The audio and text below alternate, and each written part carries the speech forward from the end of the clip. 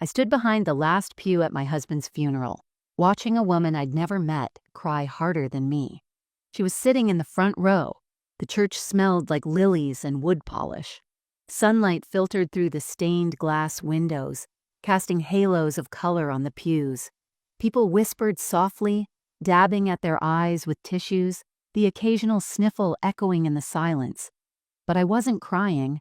I hadn't cried since the morning I found out Elliot was gone. I didn't have any tears left. I stood at the back of the church, alone, wearing a black dress that didn't quite fit the way it used to. My hands were clenched around the handle of my purse, knuckles white, the edge of a neatly folded tissue poking out unused. Then I saw her, front row, to the right of the pulpit.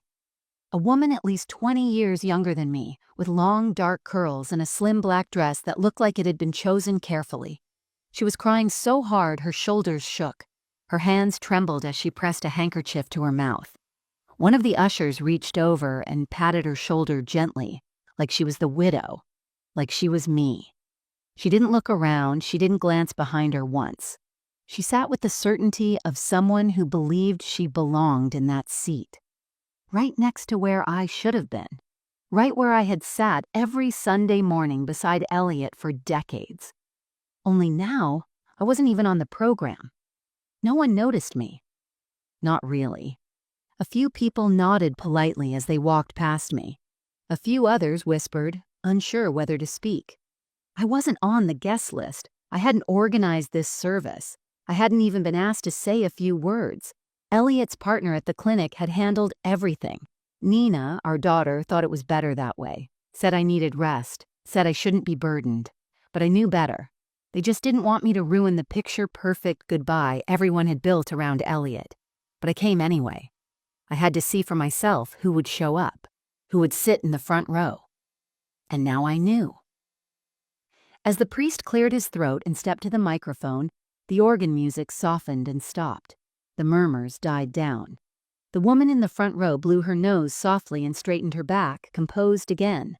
She looked like she'd practiced this role, the grieving, something, and I watched her with quiet disbelief. I knew my husband had secrets. I just didn't realize one of them would be sobbing beside his coffin while I stood like an uninvited guest. Then Father Keegan, our longtime priest, the same man who married us, looked out over the crowd. His eyes landed on me. Just for a second, then he nodded once, almost imperceptibly. I thought maybe I imagined it. He spoke into the microphone, his voice calm and clear. Before we begin, Elliot's wife, Margot, has asked me to share a few words on her behalf. And just like that, the entire church turned. Dozens of heads slowly twisted toward the back of the room. Some people gasped. Others looked confused. A few looked guilty, even Jenna. Yes, I knew her name now, turned and locked eyes with me. Her mouth parted slightly, her tear-streaked face stunned. And I stood there, still holding that purse, still wrapped in silence. But this time, not invisible. Before we start, let us know in the comments where you're watching from. Don't forget to like, share, and subscribe for more powerful stories. Before everything cracked, before the silence and the lies, there was a time when I believed my life was whole. Elliot and I met at a university mixer in Ohio in the late 70s. He was in medical school, all sharp elbows and ambition, and I was studying elementary education. He told me I had sunlight in my voice after I answered a trivia question about state capitals. I laughed, thinking it was the corniest line I'd ever heard. But I remembered it. We got married 2 years later in a small chapel with white ribbon on the pews, and my sister Arlene singing a slightly off-key version of Ave Maria. We didn't have much. My bouquet was from the grocery store, and our honeymoon was a borrowed cabin in the Smokies. But I felt rich. I felt chosen. In the early years, we were a team. I supported him through his grueling residency, clipping coupons and stretching every dollar. I took substitute teaching jobs wherever I could and made dinners that could last 3 days. He'd come home smelling like antiseptic and exhaustion, collapse onto the couch, and I'd rub his back without him asking. When Nina was born, our little world grew. She was the light of his life, or so I thought. He built a pediatric practice from scratch, and I went back to teaching part-time. I loved being a mother, a wife, a quiet backbone in the background of his success. We had rituals. Every Sunday, we'd sit on the porch with mugs of coffee and do the crossword together. He always tried to race me, even though I usually won. I'd bake banana bread once a week. He loved the smell. He always left his shoes in the hallway, and I always moved them. And each time, I told myself this was what love looked like after 30 years. It wasn't a fairy tale, but it was ours. When Elliot opened his own clinic, I decorated the waiting room. Soft blue walls, white chairs, a little fish tank in the corner. He said it made people feel calm. He told me I had a teacher's touch with people, that I made things better just by being there, and I believed him. I really did. He was never the romantic type. We didn't do roses or spontaneous weekend getaways, but he was dependable, solid. He came home every night. He paid the bills on time. He never raised his voice. So when he forgot our anniversary that one year, I brushed it off. When he started working longer hours, I told myself it was just the cost of success. And when he didn't touch me for 3 months straight, I blamed menopause. I even blamed myself. But I held on to the life we had. I hosted Thanksgiving every year. Arlene would complain about the turkey being too dry, and Elliot would wink at me across the table like we were in on the same joke. On Christmas mornings, he'd sit in his robe with coffee while Nina unwrapped gifts, and I'd pretend we were still the family I'd always dreamed we'd be. He never hit me, never cheated, or so I thought, never made me feel unsafe, just unseen. But when you're married to someone for over 35 years, the absence of cruelty can start to look like love. I mistook his silence for serenity. I mistook his routines for devotion. The older we got, the quieter he became. We ate dinner in silence most nights, watching the news while we chewed. He never asked about my book club. I stopped asking about his patients. We existed side by side like furniture. Still, I didn't complain. I told my friends I was lucky, that we'd outlasted so many others, that marriage wasn't supposed to be exciting forever. I was so sure we were stable, safe, the kind of couple that finishes each other's sentences at the grocery store, the kind of couple people admired for making it work. I thought we'd coast into retirement together, take that Alaskan cruise we always talked about, maybe even get a little dog. But in the quiet, something was slipping, and I didn't see it. Or maybe I didn't want to, because when you build your life around someone for decades, you don't look for cracks. You paint over them. You tell yourself it's just age, just stress, just life. I didn't know then that I was loving a man who had already begun to leave me one quiet day at a time. The first crack wasn't loud. It was barely noticeable, the kind of thing you brush off and forget unless you're looking back with clarity. It was 2 summers ago. I remember because it was the same day we hosted Nina's birthday dinner. She had just turned 32 and brought over a bottle of red wine and a new boyfriend we weren't supposed to interrogate. Elliot grilled steaks and I made lemon bars. The house smelled like garlic and rosemary. For a few hours, we felt like a normal family again. That evening, after everyone had left and I was washing the wine glasses, Elliot's phone buzzed. He was sitting at the kitchen table, flipping through mail. Without thinking, I glanced down and saw the screen light up. The name just said, Jay. Nothing more. A heart emoji followed it. The message preview read, "Missed you today. Hope you're okay. Call when you can." I dried my hands on a dish towel and said, "Who's Jay?" He barely looked up. "Just someone from the clinic. She handles scheduling. Jenna." The way he said her name flat, mechanical, didn't match the warmth of the message. I tried to smile, but something in my stomach shifted. "That's a personal message, not scheduling," I said, trying to keep it light. He shrugged. "She checks in on everyone. She's just friendly. You're reading too much into it." I wanted to believe him. I needed to believe him, so I let it go. That was the moment. The one where a part of me knew something was off, but I tucked it away, like a loose thread in a sweater I wasn't ready to unravel. I told myself not to be the paranoid wife, not to become bitter or suspicious after decades of loyalty. Besides, Elliot wasn't the type. He wasn't reckless or charming or flirty. He was steady, predictable. Still, over the next few weeks, I noticed him texting more quietly, with the screen tilted away. He started bringing his phone into the bathroom, which he'd never done before. Once, I walked into the room and he fumbled to put it face down on the armrest. He smiled too quickly. I started overcompensating. I made his favorite meals. I dressed a little nicer when he got home from work. I even bought new sheets for the bed, a soft linen blend he used to compliment. He didn't seem to notice.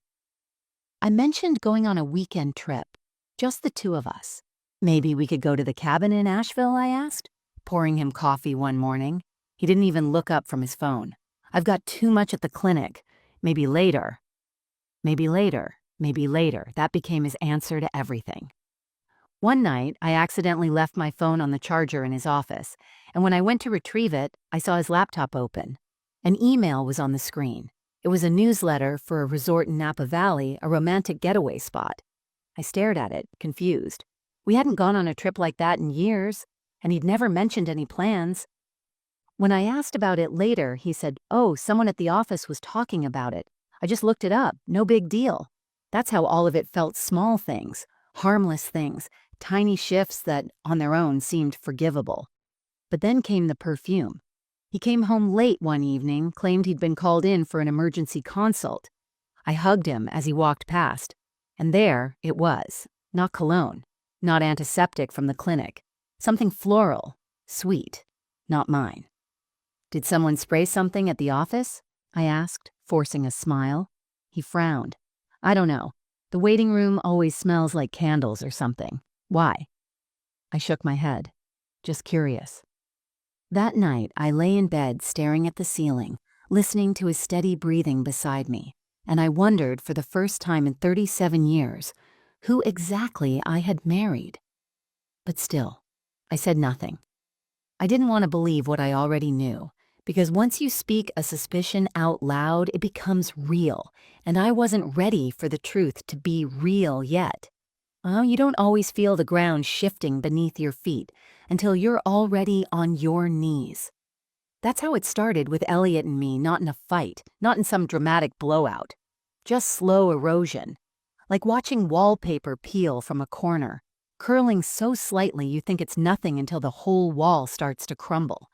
The man I had once made banana pancakes for every Sunday stopped coming home for breakfast. At first he claimed it was the clinic. Too many early appointments, a new patient load. I nodded, like a good wife does.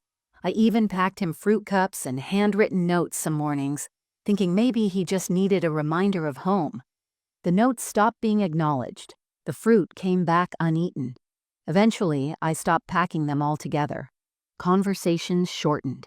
He began replying to my questions with half shrugs or tired sighs. Once, I told him about a story from my book club, a woman who found her strength after her husband left her. I waited for him to smile or say something ironic, but all he said was, "Fiction's always dramatic," and went back to his tablet. We had become silent roommates. I made dinner. He ate it. We watched the news. He scrolled through his phone. When I laughed at something the anchor said, he didn't even look up. That used to be our thing, analyzing the evening news, coming up with snarky commentary. Now, he sat like a shadow beside me, warm but unreachable. One night, I asked if he wanted to take a walk with me just around the block.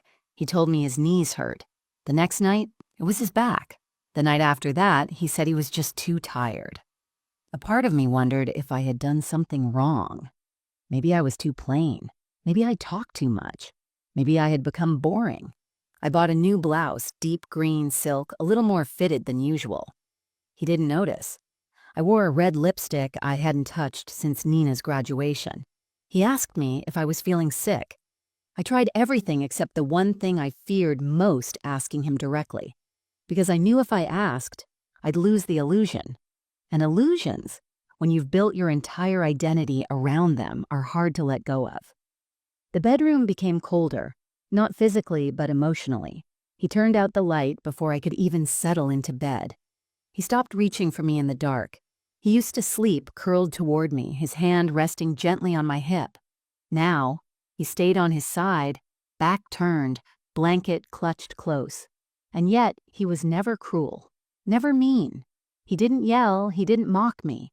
He simply disappeared, not all at once, but in slow, quiet degrees. I remember dropping a plate one afternoon. It slipped from my fingers and shattered across the kitchen floor. I cried as I knelt to clean it up, the sound of the broom against the tile sharp and lonely. Elliot had just walked through the door. He saw the mess, saw my tears, and said nothing. He stepped over the broken pieces and went upstairs. It wasn't what he did that broke me. It was what he stopped doing.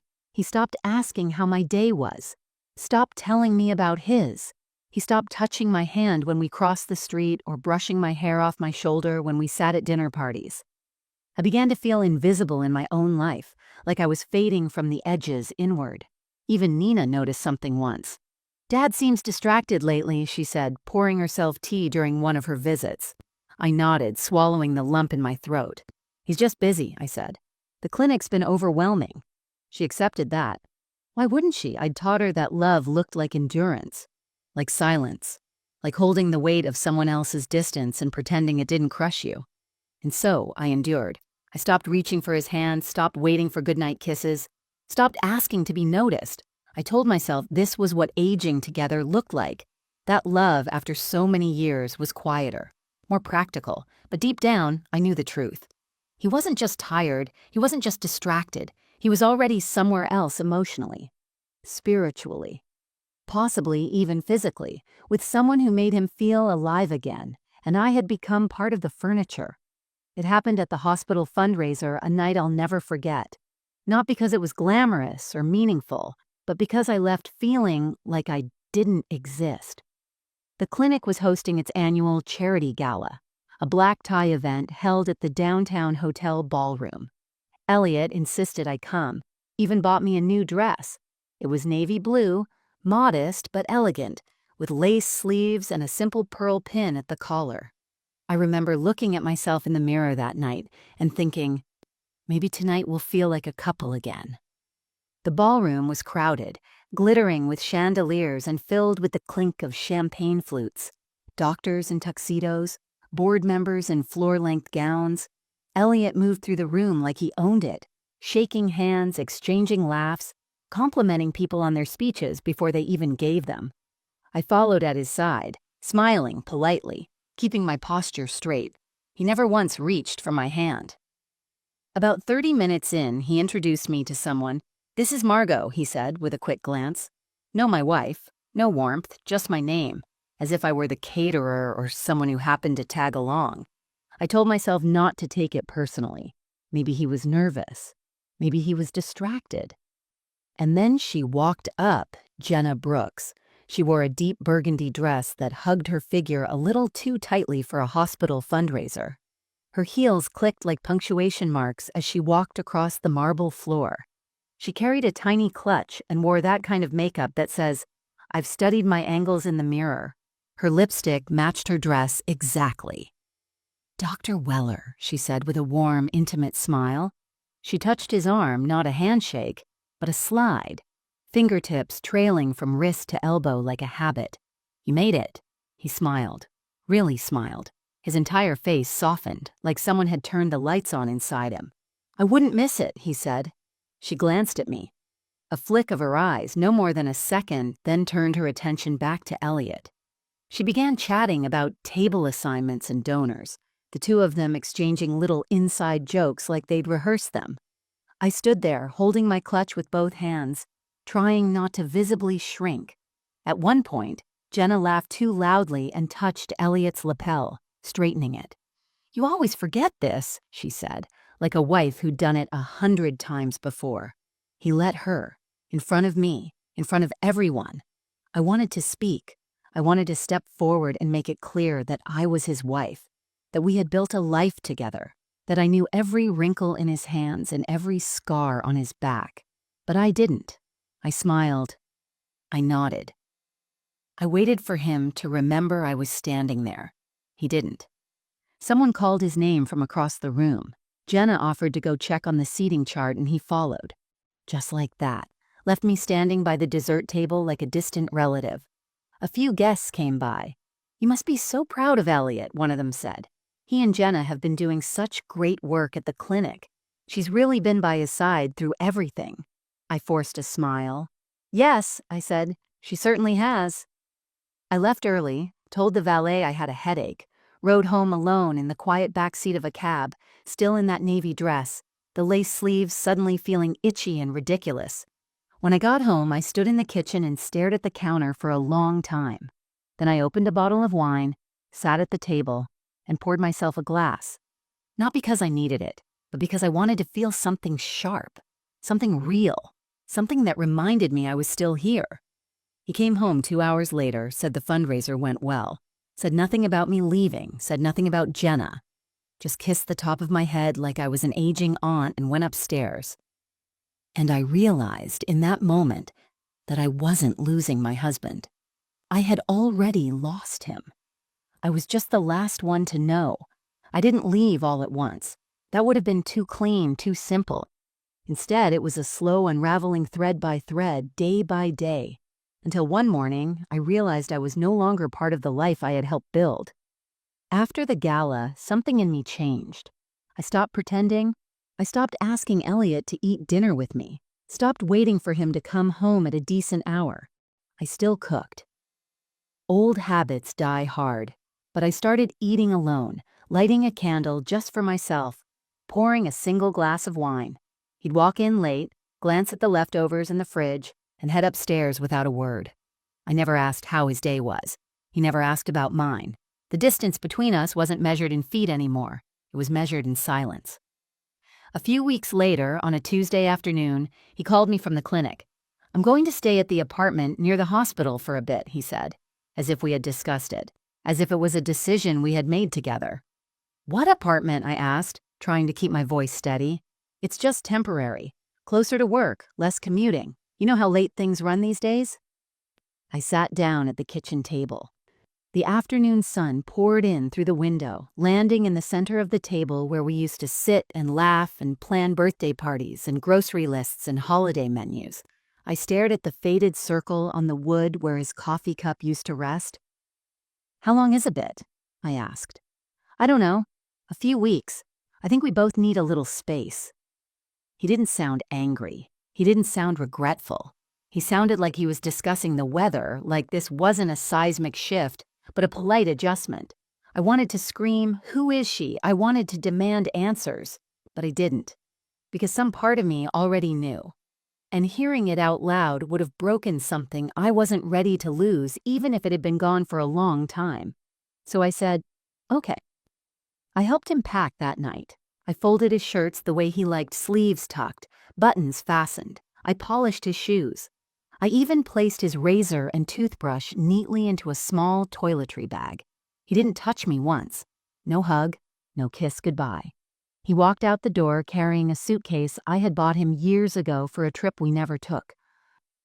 After he left, I stood in the doorway for a long time staring at the driveway. Then I went inside, closed the door, and cleaned the kitchen. I needed something to do, something ordinary. I couldn't sit in the silence just yet. When Nina called later that week, I didn't tell her. She was busy with work, planning a vacation with her boyfriend, complaining about deadlines.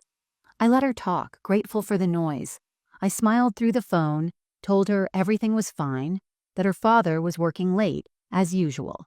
She didn't need to know her father had moved out. At night, I moved to the guest room.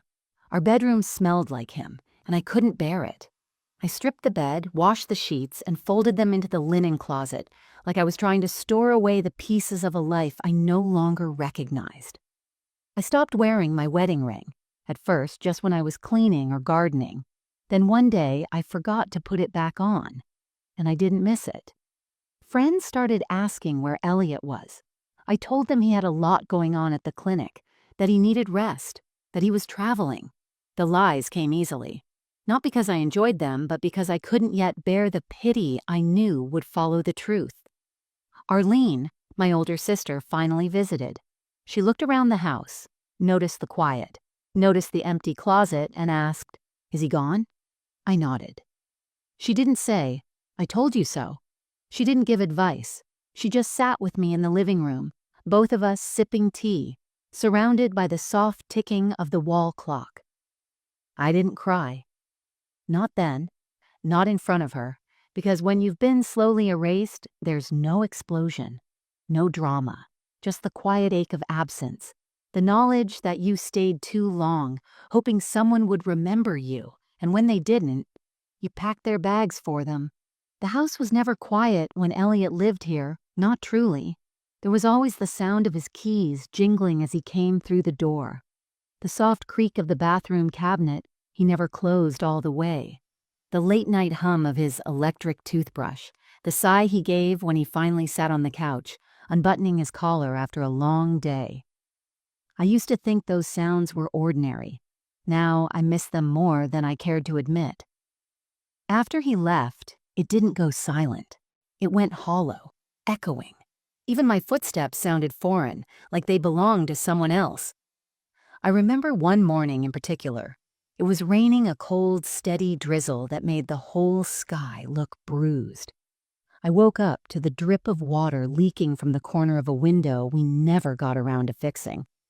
I walked downstairs barefoot, wrapped in a robe that still smelled faintly of lavender, and turned on the kettle. I reached for 2 mugs, without thinking, poured water into both. Then I stared at the second mug like it had betrayed me. I stood there, frozen, watching the steam rise, my hand hovering above the handle, until finally, I poured it down the drain. That was the day I realized I didn't have anyone to make coffee for anymore. I didn't have anyone to talk to in the mornings. No one to ask if I looked okay before I left the house. No one to complain to about the price of eggs or my stiff knees, or the way the neighbor's dog never stopped barking.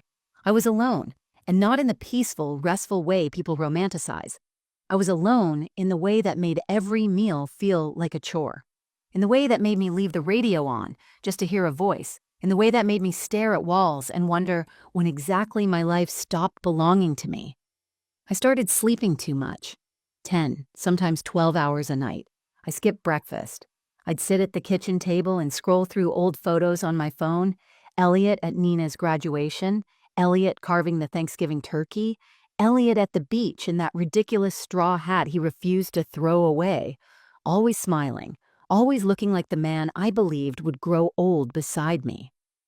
One afternoon, I found myself in the garage, sorting through a dusty bin of our wedding keepsakes. I held our photo album in my lap and flipped through each page, slower than I ever had before. There was one picture me in my mother's pearl earrings, Elliot leaning in to kiss my cheek, both of us glowing with something I now knew was naivete. I touched the photo like I could feel it, like I could climb back into it and freeze time before it all went wrong. But you can't touch memories. Not really. You can only let them sting. Eventually, I stopped opening the mail. Bills piled up on the entry table. I let the garden grow wild. The roses wilted, and I didn't cut them back. I couldn't bring myself to care. Even Nina's phone calls started to feel like another reminder of everything I had failed to protect. She asked if I wanted to come stay with her for a while. I told her I was fine. I always said I was fine. She had no idea I'd been wearing the same sweatshirt for 3 days. My rock bottom wasn't a scream. It wasn't some meltdown in a public place. I was standing in my kitchen one evening, eating dry toast for dinner and realizing I hadn't spoken to another human being in 2 full days. I was looking in the mirror and not recognizing the woman staring back her hair, unbrushed, her eyes dim, her shoulders hunched like someone who had forgotten how to stand up straight. I whispered, "This isn't me." Not as a declaration, as a question, because I didn't know who I was anymore without Elliot, without the role of wife, of caregiver, of someone else's something.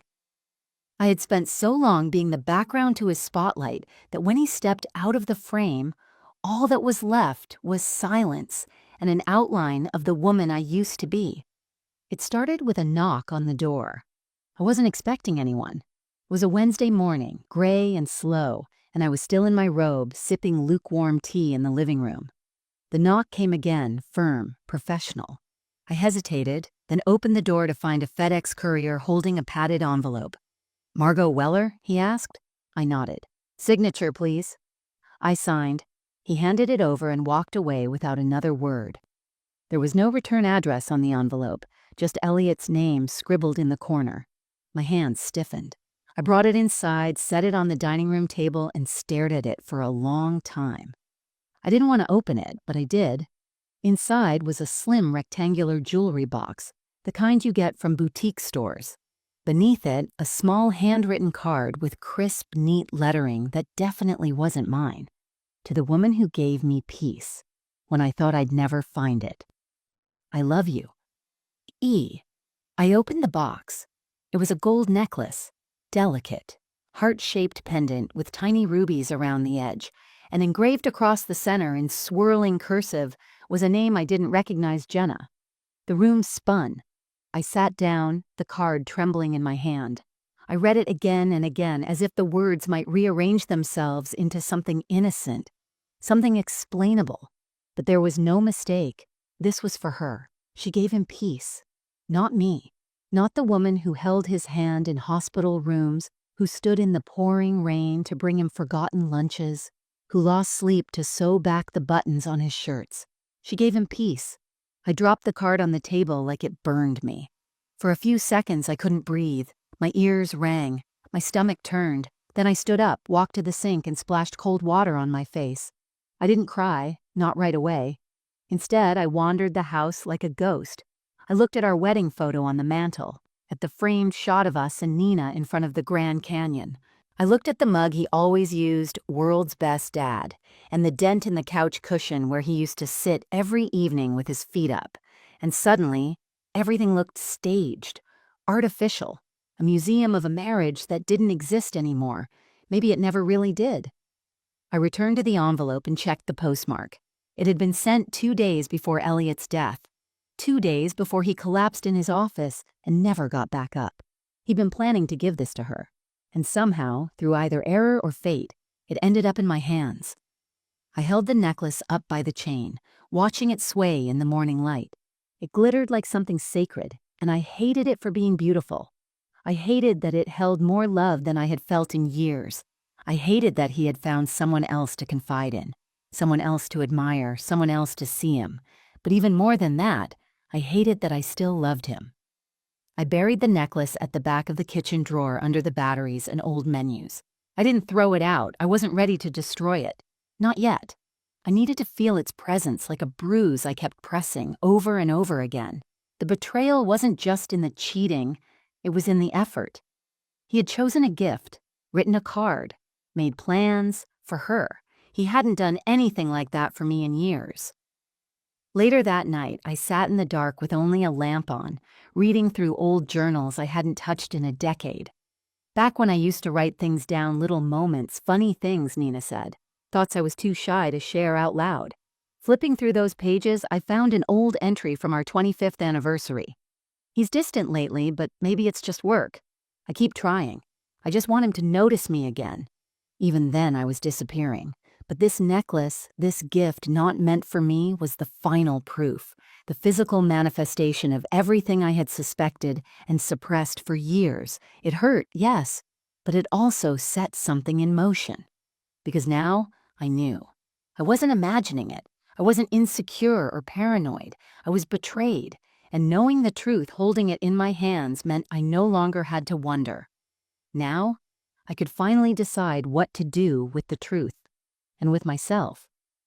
The necklace never left the drawer, but I thought about it every day. It was buried under a mess of trivial things, rubber bands, old tape rolls, expired coupons, but its presence hummed beneath it all. A quiet reminder that the woman my husband loved at the end wasn't me. But oddly enough, it didn't crush me the way I thought it would. The betrayal stung, yes. The ache of being replaced, of being invisible, still lingered. But in the days that followed, something unexpected began to take root. Not rage, not despair, clarity, the kind that comes only after a long darkness, when your eyes adjust and you begin to see what was always there. I started with small things. I made coffee the way I liked it strong, with a splash of oat milk and cinnamon. Elliot always said cinnamon made it taste too sweet. I added an extra shake just to spite his ghost. I cleaned out his side of the closet, folded his shirts, packed them into boxes, one by one. Each one reminded me of a dinner missed, a lie told, a silence kept. I didn't cry. I just folded, bagged, labeled, donate. In the corner of the closet, I found a dusty shoebox filled with ticket stubs from medical conferences, handwritten notes from patients, and surprisingly a few old birthday cards from me. I flipped one open. To my rock. I couldn't do any of this without you. Elliot. I stared at the words for a while, trying to remember the man who had written them, trying to decide if he had ever meant them, or if they had simply become part of the performance of a long, crumbling marriage. I didn't tear it up. I didn't keep it either. I slipped it into the recycling bin with the rest of the forgotten paper memories. Then I took a walk.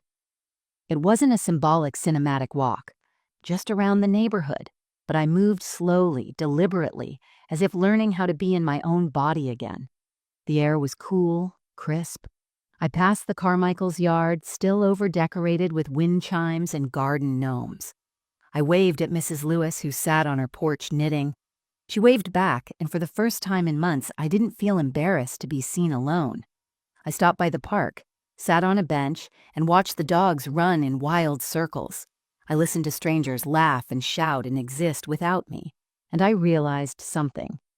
The world had kept turning while I was grieving a man who had already moved on, and it would keep turning even now.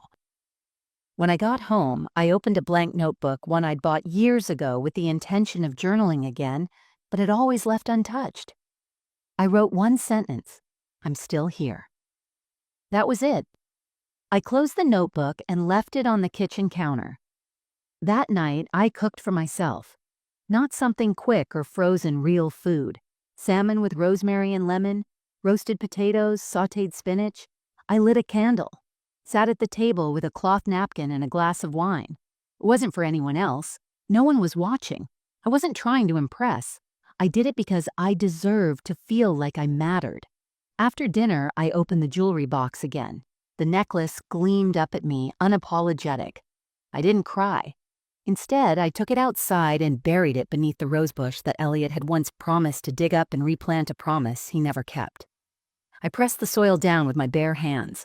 There was no ceremony, no dramatic goodbye, just a quiet acknowledgement. This belonged to someone else, and I no longer needed to carry it. In the days that followed, I found myself standing taller, moving differently. I called Arlene and asked her to lunch. I joined a grief support group online. I pulled out my old sketchbooks and bought fresh pencils. And one morning, as I was brushing my hair, I looked in the mirror and saw something I hadn't seen in a long time. Me. Not a wife, not a woman scorned, not the second-place finisher in someone else's love story, just me. I wasn't healed yet, not even close, but for the first time in a long time, I was no longer sinking. I was standing. I didn't announce anything. Not to Nina, not to Arlene, not to the friends who occasionally called to check in, with voices laced in pity. I didn't even tell the mirror. I just started doing things differently.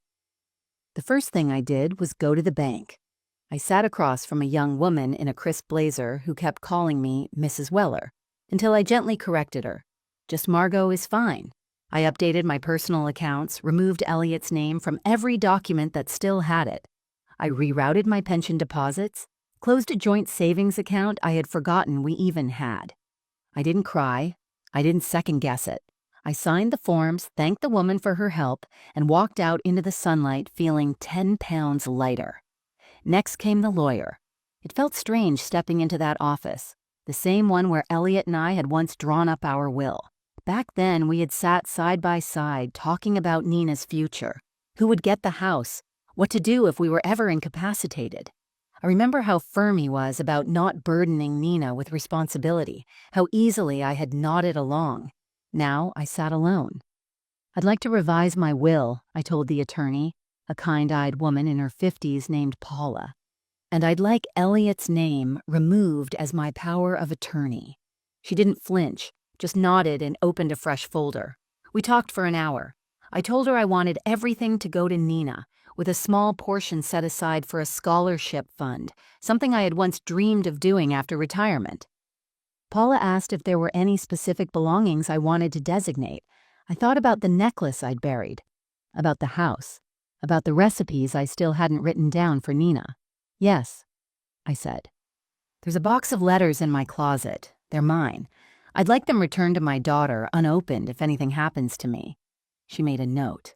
I walked out of that office, not as Elliot's widow, not as someone half erased, but as a woman who now owned every part of her story.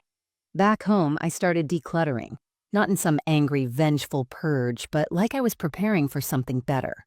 I packed away old photo frames with Elliot's face in them, not because I wanted to forget, but because I wanted to remember differently.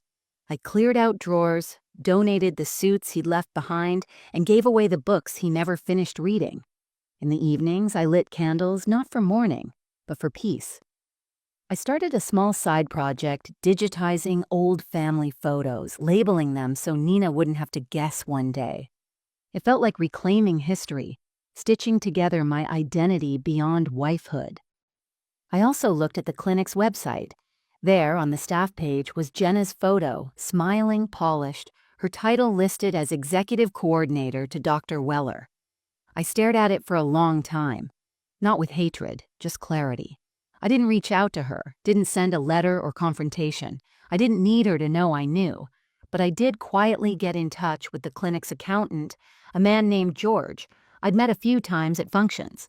I asked a few questions about Elliot's accounts, the business insurance, the future of the practice. He was cautious at first, but respectful. "You have a right to know these things, Margot," he finally said.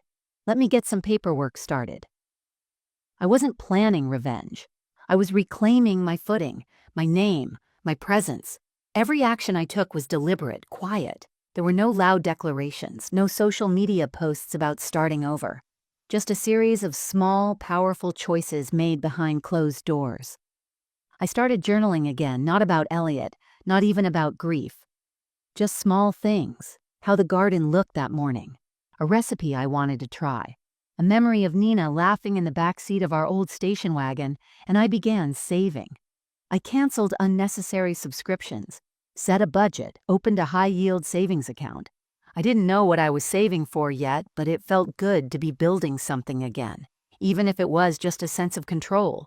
No one noticed the changes, but I did, and that was enough. Because the most powerful transformations don't happen with fanfare. They happen in kitchens at dawn, at lawyers' offices, in quiet walks around the block, in deliberate acts of self-preservation. This wasn't revenge, it was resurrection. The shift didn't happen with a slam of a door or a shouting match. It happened in the subtle way the air changes before a storm, silent, charged, undeniable. Elliot died 6 weeks after I received the necklace. It was a Wednesday. I remember because I had just returned from the post office and was baking a peach cobbler. The phone rang, unknown number. I almost let it go to voicemail. Something in me, some last tether to our history, made me pick it up. "Mrs. Weller?" a voice said. "Yes?" "This is Officer Garrison from the Eastbrook Police Department. I'm calling to inform you that your husband, Dr. Elliot Weller, was found unresponsive in his office this afternoon. Paramedics attempted to resuscitate him, but he passed at the scene. I'm so sorry for your loss." There was a pause, not from him, from me. I didn't cry, I didn't collapse. I just stood in the middle of my kitchen, still holding the spoon I'd used to stir the cobbler filling. It was dripping onto the counter, syrupy and slow. The man who had erased me from his life was gone. I thanked the officer, hung up, and stared at the peach-stained countertop. I thought the grief would come rushing in, but it didn't. Not in the way it had the first time he left. This grief felt like watching a stranger's house burn down. I didn't want it to happen, but I couldn't forget how cold I had been inside those walls. The next day, Nina called frantic. "Mom, I just heard, are you okay? I didn't even know he was still working like that. When was the last time you saw him?" I lied. A few weeks ago. The truth was, I hadn't seen him since he moved out. He never once tried to visit, not even on my birthday. And now I'd never see him again. The funeral planning started immediately, except I wasn't consulted. Jenna, it turned out, had power of attorney for medical decisions and had coordinated with the clinic to host a memorial in one of the large chapels downtown. When I called the director to confirm, He said, "Oh, I assumed she was the spouse." I didn't correct him, not then. Instead, I called my lawyer, Paula. "I need you to send a certified copy of the will to the funeral home and to Father Keegan. There's something they need to hear." She paused. "Are you sure you want to do that?" "I'm sure." The morning of the funeral, I arrived alone. I didn't sit up front, I stood in the back just as I had planned. I wore the same black lace dress I had worn to the gala, but this time it fit differently. Not tighter or looser, just stronger. When Jenna walked in, head held high. Dressed like the queen of grief, I watched the way people flocked to her. They whispered condolences, placed hands on her back. She played the part perfectly, even dabbing her eyes with a fresh white handkerchief. I felt sorry for her in a strange way. She didn't know what was coming. Father Keegan stepped up to the podium. The murmurs settled. He welcomed everyone, spoke briefly about Elliot's accomplishments, and then paused. "There is something I've been asked to read," he said. "At the request of Elliot's legal spouse, Margot Weller." The silence was instant. Heads turned. I saw Jenna's posture stiffen, the blood drain from her face. Then he opened the envelope I'd handed him that morning. Inside was the revised will, the only beneficiary named me. "All assets, including the Eastbrook Pediatric Clinic, are to be transferred to Mrs. Margot Weller," he read. "This includes financial accounts, property, and any intellectual ownership of the practice." He folded the paper, looked out over the pews, and added gently, "In accordance with Dr. Weller's own signature, witnessed and notarized." I didn't move. I didn't smile. I just stood there, steady. Jenna turned slowly, eyes wide. Our eyes met for the first time. She didn't say a word. She didn't have to. The room felt different now. The air belonged to me again. Not because I'd taken anything, but because I had finally stopped giving it all away. After the priest finished reading Elliot's will, a long hush settled over the chapel like a fog. People shifted in their seats, unsure what to say or where to look. Jenna sat frozen in the front pew, still clutching her handkerchief, her lips parted slightly. I didn't move, not yet. I stood in the back, letting the silence stretch just long enough for the discomfort to bloom. Then I stepped forward. Each step echoed against the marble floor, as if the room were holding its breath. I didn't rush. I didn't hesitate. I had waited long enough. When I reached the front, I turned toward the crowd. Familiar faces stared back at me. Colleagues from the hospital, old friends from our neighborhood, even a few of Nina's childhood teachers. All of them had assumed I would fade into the background today. I hadn't planned to speak, but after the reading of the will, the moment felt unfinished. Father Keegan stepped aside with a knowing nod. I approached the podium. I didn't have notes. I didn't need them. "My name is Margot Weller," I began, my voice calm, clear. "For those of you who don't know, I was married to Elliot for over 40 years. A few heads lowered, others stiffened. We built a life together, a quiet one. Not perfect, but long. We raised a daughter, we made a home, and for most of that time, I believed we were exactly what we seemed: stable, respectful, dependable." I paused and looked down at my hands resting on the edges of the podium. But sometimes, the life you think you've built turns out to be a story only one of you was telling. I didn't look at Jenna, though I felt her watching me still, tight, as if bracing for impact. I'm not here to drag Elliot's name through the mud. He was a good doctor, a respected man. But like all people, he was also complicated. And in the last years of his life, he made choices that hurt people. More shifting, a cough somewhere in the back. I spent a long time asking myself if I should be angry, if I should hate him, or her, or myself for not seeing it sooner. But grief isn't always loud. Sometimes it's quiet. Sometimes it's just waking up every day and choosing to keep going when no one seems to notice you've disappeared. A man in the front row, Elliot's old golf buddy, wiped his eyes. I continued. I didn't plan this moment. I didn't expect to stand here. But when I found out what he'd left behind, not just legally, but emotionally, I realized I had a choice. I could stay silent and small, or I could reclaim the space I once gave away so freely. Now, I looked at Jenna. She didn't flinch. You may have known a version of Elliot I never got to see, I said. You may have been part of his life that he never shared with me, but I was his wife, and for better or worse, I carried him in sickness and in health, through disappointments and late nights and forgotten anniversaries. I gave more than I should have, and for a long time, I thought that made me weak. I smiled, just a little, but it didn't. It made me whole, because I loved with everything I had, even when it wasn't returned. I stepped back from the podium. I'm not here to ask for sympathy. I don't need applause. I just want my voice in the room, because I was here. I was always here. With that, I turned and walked back down the aisle. As I passed Jenna, I saw her eyes wide, glistening, red-rimmed, but not with grief, with shame. She didn't speak. She didn't follow me. I reached the back of the chapel and quietly took my seat. No one clapped. No one had to. Because silence, for once, was not erasure. It was respect. The funeral ended without a word from Jenna. She didn't come up to me. She didn't try to explain. She left quickly, her heels clicking like an accusation as she disappeared out the side door, her place in Elliot's life suddenly looking far less permanent. I stayed behind, not because I wanted to, but because I needed to.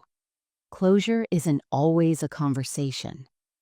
Sometimes it's just letting yourself be the last one in the room. The chapel emptied slowly. Friends and strangers murmured kind words, none of which I really absorbed. People said I was brave, strong, elegant. But what I felt was clear. For the first time in years, I didn't feel confused about my place in my own story. Later that week, I received a phone call from George the clinic's accountant. He had been reviewing the business files since Elliot's passing and had something to show me. There were some irregularities, he said, tapping a folder on his desk. You'll want to see this. I sat down. He opened the file and pushed it toward me. Inside were printouts of account withdrawals, unauthorized expense reports, and clinic reimbursements, all tied to personal charges made by Jenna. Spa appointments, jewelry, a weekend getaway to Napa Valley booked under Elliot's name, but paid for by the clinic. And tucked into the back was an employment contract that had never been formally signed or approved, the one Jenna had been using to claim she was owed severance. She was never officially on payroll, George said. Elliot never filed the proper paperwork. Technically, she was volunteering. There's no legal tie. I sat very still. And, he added, the board has already seen this. They're furious. They want her gone, and they want you to decide how to handle the transition. Just like that, the power shifted again, only this time, fully and legally into my hands. I'd like her removed immediately, I said, calm but firm. I don't want to fight, just a clean, quiet exit. He nodded. It'll be done. Do you want to press charges? I looked at the folder, the receipts, the fabricated titles, all the stolen pieces of a life I never agreed to share. No, I said, let her go. Let her explain it to her next employer. He smiled faintly. Understood. 2 days later, Jenna was escorted out of the clinic. Not by police, not with drama, but with quiet precision. A private meeting, a security guard waiting by the door. Her name was taken off the clinic website before sunset. I never saw her again. That same week, I made one more decision. The clinic. Elliot's pride, his legacy, the one place I had once helped paint and decorate, would be sold. But not to just anyone. I found a group of female doctors, younger, smart, and community-focused, who'd been trying to open their own pediatric practice, but were struggling to find the funding. I met with them, toured the space, and saw their eyes light up. I sold it to them for $1. They thought it was a joke at first. It's not charity, I said. It's a clean start. Use it well. They cried. I didn't. That building had held so much of my hurt. It had been the backdrop to secrets, to betrayals, to whispers I was never supposed to hear. Letting it go felt like exhaling after holding my breath for too many years. When the paperwork was finalized, I stood outside the clinic for a long time. The sign still read, Weller Pediatrics. But in a few weeks, it would be changed. New name, new hands, new story. I ran my fingers along the brick. then turned and walked away. That was the twist, not revenge. Not destruction, but reclamation. Jenna didn't get what she thought she'd inherit. Elliot's carefully guarded secrets didn't turn into a legacy. And I didn't just survive. I rewrote the ending. Not with rage, not with pity, with grace. It had been weeks since the funeral when Nina showed up at my door. No call, no text. Just a soft knock one Saturday morning as I was watering the peace lily Elliot had once forgotten to water for months. When I opened the door, she looked different, not disheveled, not upset, but vulnerable in a way she rarely let herself be. "Can I come in?" she asked. I stepped aside without a word. She walked into the living room like she hadn't lived there half her life. She took off her shoes, sat on the couch, and stared at the floor for a moment. "I didn't know," she finally said. "I didn't know how bad things were between you and Dad." I sat across from her, holding my tea. "I didn't want you to. I thought he was just getting older, working too much, distracted." "He was," I said softly. "And he was also with someone else."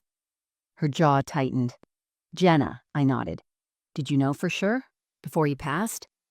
I hesitated, then said, "I found out. It hurt. But by then I'd already lost him emotionally." She looked at me, eyes glistening. "Why didn't you tell me?" "Because you loved him, and I didn't want to change that. You deserve to love your father without my pain getting in the way." She stood suddenly and began pacing. "I wish you'd let me be there for you," she said. "You were always there for me every breakup, every late-night call, every scraped knee. And when it came to you stayed silent." I watched her for a long moment. "Because I didn't want you to carry the weight I spent decades holding. But I'm not a child anymore." "No," I said, "you're not, and I'm not broken anymore." That made her stop. She turned and really looked at me. Not as her mother, not as the person who used to pack her school lunches and write reminder notes on sticky pads. She looked at me as a woman. "You seem different," she said. "I am." She sat again, her expression softer now. "I'm sorry, Mom. I don't need your apology, sweetheart. Just your honesty. And your company, if you're offering it." We smiled at each other, and for the first time since Elliot left, since he passed, since the world tipped sideways, I felt something solid forming between us again. Not dependence, not guilt, just peace. We talked for hours about her work, her life, what she remembered about her father that still made her laugh. We didn't rewrite the past. We didn't pretend it didn't hurt. But we held space for each other in a way we never had before. That was the thing about pain. It either pulls people apart or, if you're lucky, brings them back in new, better ways. When she left that evening, she hugged me tighter than she had in years. "I'll come back next weekend," she said. "We'll plant something, maybe roses." I smiled. "I'd like that." It's been 4 months since Elliot's funeral. The house feels different now. Not empty, not haunted, just mine. I've rearranged the furniture, moved the couch to where it gets better light, repainted the bedroom in a pale blue that calms me, took down the heavy curtains and let in the sun. In the backyard, beneath the rose bush, the soil has settled where I buried the necklace. The roses are blooming again, full and red and unapologetically alive. I visit them every morning with a cup of tea. Not to grieve, just to breathe. I don't think about Elliot every day. But when I do, it's no longer with longing or anger. It's with recognition. He was a part of my story, but not the whole story. He left a scar, yes, but also a space I've now begun to fill with my own choices, my own voice, my own quiet joy. I joined a book club again. The women are sharp and funny, and no one asks me what my husband does. I've started sketching in the evenings, mostly flowers and still life simple things that feel soft on the soul. I even sent in an application to volunteer at the local library. I'm not rebuilding. I'm becoming not the version of myself I was before Elliot, not the woman who spent decades holding things together while disappearing in the process.